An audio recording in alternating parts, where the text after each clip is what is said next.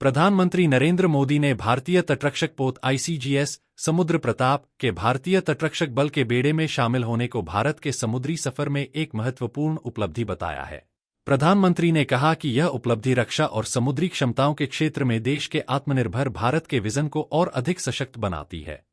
रक्षा मंत्री राजनाथ सिंह के social media post पर प्रतिक्रिया देते हुए प्रधानमंत्री ने कहा कि इस आधुनिक पोत के बेड़े में शामिल होने से देश की सुरक्षा व्यवस्था को मजबूती मिलेगी।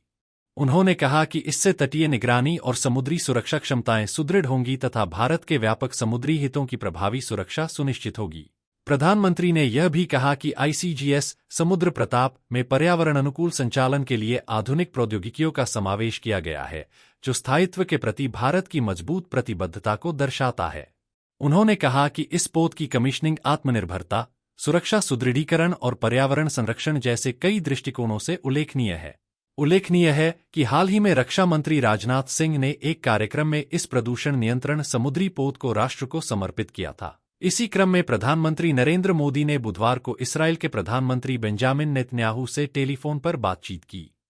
दोनों नेताओं ने भारत-इजरायल रणनीतिक साझेदारी को और मजबूत करने के तरीकों पर चर्चा की और गाजा में शांति से जुड़ी स्थिति पर विचारों का आदान प्रदान किया। बातचीत के बाद प्रधानमंत्री मोदी ने सोशल मीडिया पोस्ट में कहा कि उन्हें अपने मित्र प्रधानमंत्री बेंजामिन नेतन्याहू से बात करके और उन्हें तथा इजरायल के लोगों को नववर्ष की शुभकामनाएं देकर प्रसन्नता हुई। उन्होंने कहा कि दोनों देशों ने आने वाले वर्ष में रणनीतिक साझेदारी को और सुदृढ़ करने के लिए साझा प्राथमिकताओं की पहचान की है। प्रधानमंत्री कार्यालय के अनुसार बातचीत के दौरान दोनों नेताओं ने साझा लोकतांत्रिक मूल्यों, आपसी विश्वास और दूरदर्शी दृष्टिकोण के आधार पर सहयोग को आगे बढ़ाने पर सहमति जताई।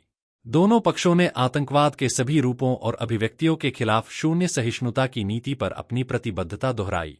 प्रधानमंत्री नेतन्याहू ने प्रधानमंत्री मोदी को गाजा शांति योजना के कार्यान्वयन के संबंध में जानकारी दी। प्रधानमंत्री मोदी ने क्षेत्र में न्यायपूर्ण और स्थायी शांति के प्रयासों के लिए भारत के निरंतर समर्थन की पुष्टि की। दोनों नेताओं ने आपसी हितों से जुड़े क्षेत्रीय और वैश्विक मुद्दों पर विचार साझा किए और भविष्य में संपर्क में बने रहने पर सहमति व्यक्त की।